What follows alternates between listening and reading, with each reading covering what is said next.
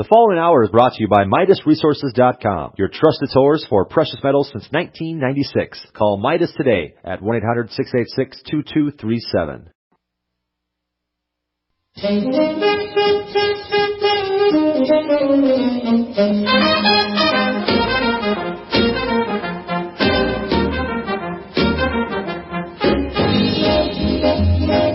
All right. Listeners, welcome to the second hour of Uncommon Awareness. We are here again with Desert Owl going through the forbidden history and other lost teachings. And Desert has been sharing primarily how he came to synthesize, to weave his worldview together for us based upon a lot to do with the comprehension of language and the power of language and what's going on with that. Where would you like to go next, Desert? Because you have, this is like the primary substance of your work. Where would you like to take the listening audience next with respect to understanding this Aryan race and what happened? So the Watchers came down, and even doesn't the Bible say that the sons of God mated, with the daughters of man? Is this what's going on with that? Yeah. And the sons of God, see, as a code, it means seed of the sun, because they were regarded as having come down from the sun. The blonde hair, blue eye, white skin. That's why the characteristic. You see, as the primitive mind, would read things and reading nature. They look at color, they look at texture, they look at form, and that's the first communication device is image. Remember, we talked about symbolism, and so that's why they come down with this particular design, because they're going to speak to a primitive people. And so the people would have regarded them as having, to see these pure white-skinned, blonde-haired, blue-eyed people when, you may be an African race, or you may be, a Neanderthal of a more primitive structure, or or Chinese of a smaller frame, than to see these tall, white, it captures the mind as if, to use the cliche, angels came down, because see, that's what they're being called in the misconception. They're being called angels. Angel, as I told you in the Middle English Dictionary, means English because they supplanted the word Malik. Malik is royal messenger, and they took out the word Malik and they put in the word angel, and they gave us these pictures with people with wings on their back, and all they are a reflection of are the very family heritage of these fallen watchers. Okay, they're people, and So you mentioned Graham Hancock, and he's one of my favorite, archaeological journalists, and I think I've watched everything he's ever done, and he, like virtually all of the others, he's reasoned. In other words, Graham doesn't bite off on anything, just because it's loosely touted. He's sort of like, right down in the middle, because he doesn't want to make claims, that he can't substantiate or validate. So he goes to all of these places and he says, who are these people? So he keeps asking the question, who are these people? And the really, seasoned, researchers don't go immediately and say aliens made it. Graham doesn't do that. But they go, so who were these people? They're posing the question. They're showing us the evidence of megalithic structures that are beyond, the scope of reason, like the structures in South America where they fit the joints together in all of these puzzle-like shapes, and you can't even put a credit card or a razor blade in between the cracks. That this absolute fantastic creation of a structure is beyond the mind's ability to reason, not to mention the other, things that are out there, the other enigma. So the point is, I am answering the question as to who these people are, you see, because, they look at the megalithic structures and they use this, cliche, definition of who must have made them. Obviously the statement is, the classic statement is, obviously, man could not have made these giant megalithic structures. He doesn't have it in his ability, because if we look at modern technology, even a crane can't lift these megalithic structures. But it fails to mention, of course, the use of resonant sound and and other anti-gravity potentials that are already written about in the ancient Vedas. And so if I use that same logic, that because those blocks are so big, obviously man can't use them, then if I look at the cell phone, the iPhone that I'm holding in my hand today, and just think about it for a moment on its microscopic level, how this thing is put together by machines. If I just think about its creative ability, its ability to send text, to send photographs, to take pictures, to do all the things that it does, I would have to conclude, because I know I can't make a cell phone, I don't even know how it's made, I can only conclude that it must have been made by some alien force, because no, it's not possible that man could have made a cell phone. Get the picture? I get it. Yeah? Okay, yeah. So let's take away prejudice and illogic and just realize that the potential that man would have on this planet would be the same potential man would have on any other planet in the universe. Okay? And so the likelihood that somebody would be coming from 100,000 light years away to come over here to kick butt, after he gets here, he's going to conquer the world. I mean, how did he ever find it in the first place? And he's going to conquer it. And he lived for 100,000 years on peanut butter and jelly. Then he went through the Van Allen radiation belt and got here. This whole thing about we got to the moon is a bunch of garbage. I mean, anybody who would do the research on YouTube is so great. There's so much information out there, but nobody knows how to process it, analyze it logically, like a journalist, and look at all the evidence. Certainly photographic manipulation can occur, and NASA certainly did it.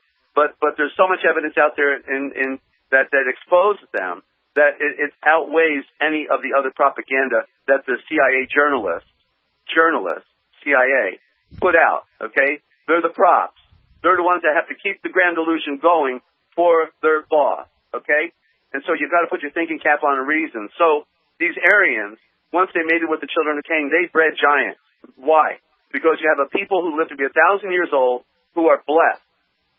And blessed is, a corrupt term too, but I'm not going there today. Blessed, I'm using the generic, blessed. And then you have a group of people who are cursed, primitive, and they mate.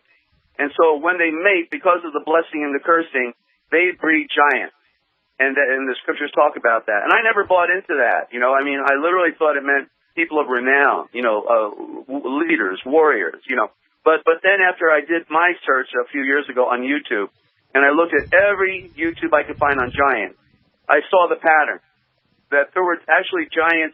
Number one, there were every giant find that ever was discovered basically has disappeared, except for most of them in South America and and a few in China, but the ones in Greece, the ones in India, it seems that they just disappeared. Okay, but the ones that were preserved, there's a pattern, and even in the bog in Cocoa Beach, Florida. When they were building a community there, they found these remains, okay?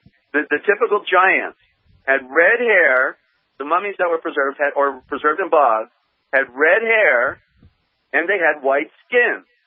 You see? So there's your crossbreed right there, Aryan and Celtic. And so the evidence is out there, okay? You can pull it together. And so they've also found skeletons, remains of a race with elongated heads. Yeah. Well, there are many morphations. What do you want to say? Deformations within human structure, and so they could be genetic defect, or manipulation. We saw the technologies in South America. There was brain surgery going on. They had obviously that giant spider on the plains in Peru or wherever it is. When you look up from 10,000 feet, you see a giant spider. That spider is a microscopic spider. You can only see it with a microscope. You see, and so the technologies they had back then. So this is my point. That as I was saying in the last hour, that when the Aryans came on the scene, it was and several of the historical researchers are making the claim, and can't explain it, that it seems when Egypt came, that the knowledge came on the scene at the same time. Knowledge full knowledge. And the evidence is all around Egypt that they had power drills, and that they had cutting tools, like a giant skill saw that could cut blocks, okay? And so So literally, they had some type of production going on that was so profoundly organized that they could build a pyramid, in no time, let's say 20 years. I don't know how long it took. Nobody really knows. But the logic would be with so many blocks that it defies the imagination how it could have happened so quickly with slaves pulling blocks with rope. It didn't happen that way. Okay? And so when Egypt is coming on the scene, so their first, and the ancient writings declare, Egypt is classically known as the cradle of civilization, even though we know there were civilizations predating. But this was the big one. The others were more primitive and then disappeared under the ocean. This one, for the most part. And this one was now the beginning of something new. And it was the beginning of the creation of the Aryan peoples. And they were going to take over the African, they enslaved the African peoples, and they enslaved the yellow peoples.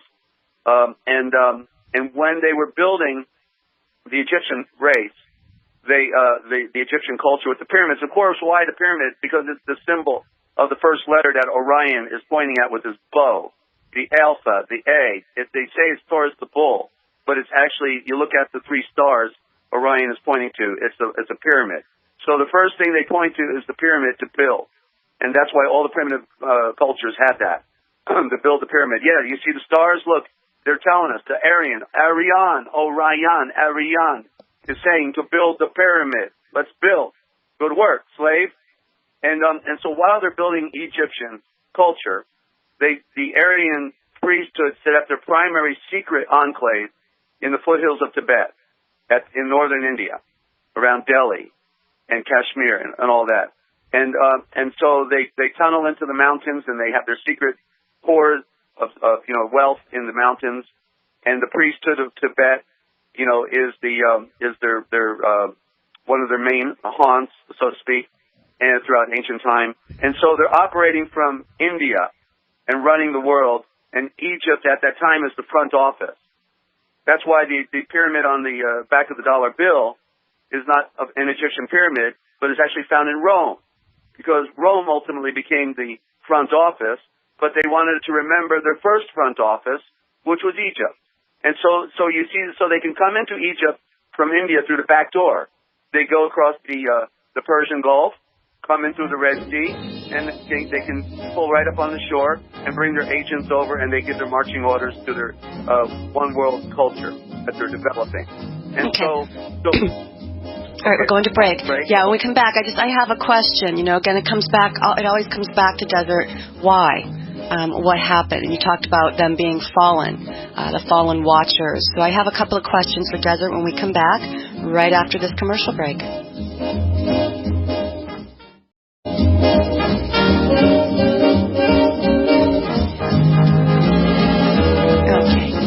So just to kind of recap a little bit of what Desert was sharing in the last segment, there is a spontaneous creation of another race. They lived to be 1,000 years. They were called the Watchers. Their role here was to be the preservers of truth and knowledge for the other races of evolving humankind. And something got corrupted along the way. As you said, they forfeited their birthright by coming down to mate with and to live with and to work with the other races of humankind on the planet at that time. And so you're talking about the different cultures. They were basically set out to set up the world, and they did this through the culture of Egypt, through Rome. Phoenicia comes into this. And I believe, Desert, that it's your premise, your hypothesis or your revelation that this is the race that has been causing all the trouble for a very long time. Well, yeah, at least for the last 10,000, 12,000 years when they came on the scene, because the timeline has also been clouded. Therefore, there's no accurate gauge, but we have plenty of evidence that it's at least 10 or 12,000 years that it's been going on, which is a little longer than what would generally be touted for the birth of Adam and Eve. So it's a little further because the genealogies, are also potentially manipulated. And certainly people are pulled out of the timelines according to ancient record, when they're corrupted, like in the kings of Israel. Any king of Israel that was a corrupted king was pulled out of the timeline. because their name was never mentioned again because they were corrupt. So therefore, that same logic would apply then to the genealogies predating Noah. That when we have this genealogy in the book of Genesis, or better, Shith, as it's in the Hebrew, then they pull out whoever these fallen watchers were. They may have been right in that lineage. So there's those enigmas. But you wanted to talk about the what's going on as far as on the bigger scale. What's the deception about, so to speak? Because I do want to mention how the cultures evolve before the program's over, to show the pattern. But real quick, I just want to refer to a story within Genesis, and it's about the Phoenician king Amalek. We pronounce it Amalek, but the A is generally silent. Well, Malek means royal messenger, I said, but when you put an A in front of it as a soft vowel pronounced, Amalek, he was the king, the Phoenician king. And what the scripture was saying was that our battle with Amalek, will be throughout all time. Okay? Throughout all time. And so what does Amalek mean? It's in the word, again. The word Amalek means false messenger. And so when it said that our battle with Amalek would be throughout all time, what the Great Father was trying to tell us was that our battle with Amalek, the false messengers, let's make it plural, our battle with the false messengers will be throughout all time. Okay? And so the great lie is about how the world really operates and about who really runs the show. And they want you to think of devils and demons and goblins and goblins and aliens and anything but them. They as long as you're looking out there and not looking at them, they're happy. They don't want you to know 0 point who is doing it, and it is man. They are genius. They knew when a sun would be in full eclipse 100 years later. They could predict. They had the technology right out the gate. Boom. Anti-gravity. The mercury vortex engines. I mean, we even know how the engines operate. It's all an open secret. There is no secret to this UFO technology. The Veda says that when the craft took up, they shone in the sky like stars, and they could fly halfway around the world in just hours or minutes. I mean, just and so don't we know that those crafts we see up there fly around? We see them on television, on YouTube. They look like stars. Yeah, and they did 5,000 years ago. No different. And so it takes so the great lie is about protecting who is really running the show, the unseen hand, that all the nations of the world are nothing more than plantations. We are free-range slaves. They gave us free range and want us to think we're free and give us all the toys and entertainment to keep us pacified, while they work behind the scenes as engineers of our minds and of our society. And in order to protect the big lie, you have to have another million lies to follow. And so as they created Egypt, then they create all the pyramid civilizations around the world, all the one world order, all speaking a similar tongue. Okay. All right. Going to break, and I'm going to, again, he has a lot that he wants to share, so I'll keep my commentary to a minimum, but every time he talks, I can't help it. I have questions. I'll be back in just a few moments.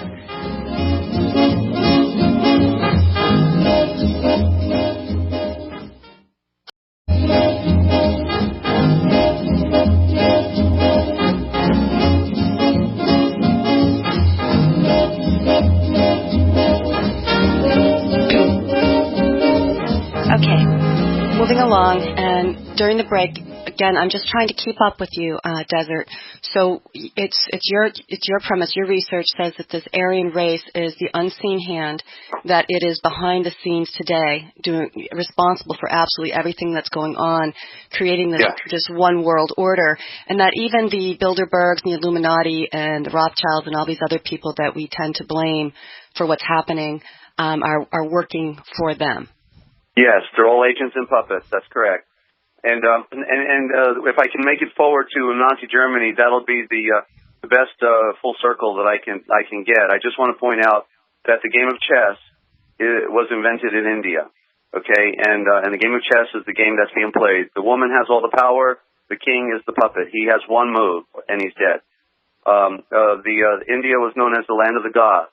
That's talking about the avatar, you see. And but notice that you look at India, and it's so different than any other nation of the world because of its hodgepodge of all the different mixes of religion and nobody would guess that the Aryan race is from India because they obviously did something with crossbreeding to create the brown small Indian, which made good slaves, of course. But the dominant culture from India in northern India is Aryan. You can do a YouTube search and you can see the blonde-haired, blue-eyed Aryans in northern India. It's just that the culture became dominant with the brown who look like Aryan, but yet they have brown skin. So may have been a crossbreed between the African and the Aryan. We'll never know. But because it's a cover, because so what they did obviously at one point, you see, because they no longer needed the Celtic. Buddha, if you look at Buddha with the curly hair, and his story, he was a warfaring prince. So the curly hair on the head of Buddha is a red head. He was a spotted redhead, serving as a prince, a warfaring prince to protect the Aryan priesthood. Then he woke up and he came out enlightened. Who would have guessed that he would have been an Irishman, basically, because that's what we call them today, the Irish. But they were the Celtic. Celtic means killing technology, the technology to kill. Celtic. They still wear their kilts today. The Scottish wear the kilts, but the Scottish are now Aryan. But Scottish is Roman and means spotted. You see, because originally before they annihilated them all out of the island of England and Scotland, they were also the island country was predominated with the spotted. But ultimately they ended up on Ireland. So anyway, so what the shell game is like this. They bring up one civilization and they rule the world from it. And then at one point they're going to take it down. And then they bring up the next one. And the next big one, of course, is Babylon after the flood. The flood changed everything and killed off most of the giants because of the tyranny. And so what happened was the Aryans are now proliferating. The Aryan race is growing. And so what do? Well, they don't want them hanging out at home. They want to get them out of the house. And so they send them into the east from India, and they were called the Aryans, ASS, because they didn't need their relatives, so they made them warfaring princes. And the Aryans, who are not a nation, but a tribe of peoples that stemmed all the way to what today is northern Africa, remember getting my head spinning now. Okay, so the Aryans come and now they're starting to annihilate the Celtic, the redhead, and then Alexander the Great finishes off the Phoenicians, the Aryans. You see, so now because the Aryans are a bit more important, and it's easy to demonize red-headed, spotted, cursed people, the cursed children of Cain, it was easy to annihilate them. They proliferated all of Europe, all the way through Persia. Persia means firemen. If you go watch the movie Jeremiah about how Israel was banished to Babylon, go look. I mean, Hollywood is telling you. The guy that comes out of the front gate in Babylon when he's going to meet Zedekiah the king and put out his eyes after he kills his sons before him is a redhead. Who would have thought that in the Middle East you've got a redhead King Nebuchadnezzar coming out of the city of Babylon? So they're telling you in the movies, but nobody's getting the picture, you see. But if you follow the thread, you get it. Persian means fire sun. So the Aryans and the redheads dominated the East and all of it. This brown hair, brown skin, black hair people that come on the scene later are interpolators. They're put there. I mean, this is the greatest show on earth. So they bring Babylon up. Then they take Babylon down with Persia and Media. They bring Persia up. Remember, they're all serving the unseen hand. Not one of the puppet kings understands how the game is played. And then when Greece is coming after Persia, well, Greece is now the next new world order, 500-year cycle. And then they come and they take down Persia. Then Rome is coming up on the scene. It's like dominoes. It's a shell game. And you have to be able to know the words, the meaning in words. You've got to be able to follow the trail. Why was Saddam Hussein annihilating the Kurds in northern Iraq, in the foothills of northern Iraq, because those were the last ancient Aryan Christian peoples that were speaking the original tongue of Jesus, not his real name, but we'll have to say it that way, Yeshua, Jesus, because this was the last, Saddam Hussein was doing his job, because they wanted to annihilate the last evidence of an Aryan mix of Celtic Aryan. You go look at, there's a YouTube, when I get back on email again, I've been displaced for a year, when I get back on email, I mean, there's a YouTube out there about, the Kurds. You go do a search on YouTube for Kurds, and this one guy as a photographer took all of these pictures of all of these children, cross, blonde hair, blue eye, red hair, spotted face, blonde hair, all mixed like flowers, a bouquet of flowers, all mixed, all the children mixed. Some had freckles with blue eyes, some had red hair with white skin, green eyes, and they looked like they came out of America, and they were in the foothills of Iraq, the Kurds, speaking the primitive Aramaic. And so they wanted to destroy, that's why they used mustard gas on these peoples and annihilated them, to destroy the evidence of the real history of mankind and the Aryan race mixed with the Celtic warrior class.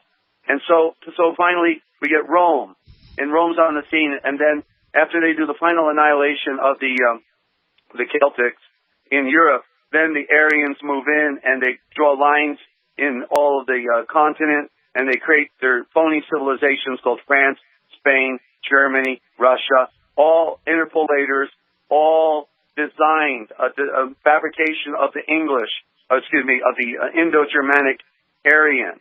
Okay, all Indo-Germanic Aryan, all going back to one mother tongue, all evidenced by all the scholars that wrote about it, And so the Aryan Illuminati family, who set up shop in all these different nations, came out of Venice, okay? And then it goes all the way to Germany. We go to Germany, we find out that in the 1930s, Hitler's officers go to Tibet, and there